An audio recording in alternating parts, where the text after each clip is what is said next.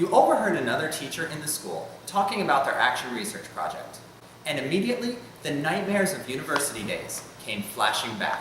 But before you go running screaming, let me tell you that action research is not that university research project. In fact, it may be not all that different from what you're already doing in your classroom. I'm Keith Graham, founder of TeacherActionResearch.com, and in this video, I'm going to answer your questions about what action research is and show you how it can help improve your classroom.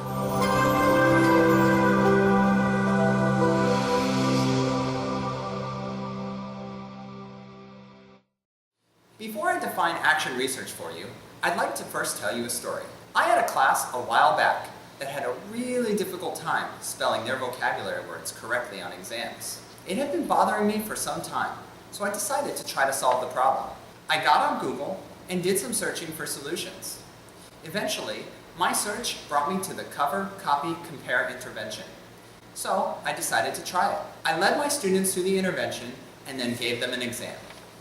Unfortunately, when I compared this exam with past exams, I didn't really get the results I was hoping for. So I went back to Google and eventually came across a weekly sequence of spelling activities. I tried it out and jackpot. The class did significantly better with their spelling than they ever had before. This was my first action research project. Are you still there? Hopefully I didn't lose you in that story. Let's now talk about what action research is. Action research is when a teacher reflects on a problem in the classroom and then goes through the process of solving that problem. The goal is improvement in the classroom for both the students and the teacher. You may be asking yourself, how is this any different than what I already do in my classroom? I often self-reflect and make changes to my teaching. Action research is different than your normal self-reflection in two ways. First, most teachers are self-reflective, like you, and make changes based on their reflections. However, generally, these changes are based on intuitions, not on data. Action research takes teachers a step further than normal self-reflection and forces teachers to justify the changes they make based on data they have collected from their classroom. Second, action research is a bit more systematic than what most teachers are accustomed to, and it follows a series of steps. Identify a problem, make a plan to solve that problem, execute the plan and collect data, analyze the data collected, and then take action based on your evaluation of the data. One other thing to know about action research is that the process is cyclical. Cyclical just means that you can go back and forth through the steps as the project calls for. Perhaps while executing the plan, you find something isn't working, so you may go back a step and try it again. Or maybe while making a plan, you find that the problem you choose is too broad, so you take a step back to identify a new problem. Although action research is systematic, it is also very flexible, and you as a teacher researcher have full control of how you go through the process. Again, the goal is improvement in the classroom for both the students and the teacher, so you are free to do whatever you need to make that happen.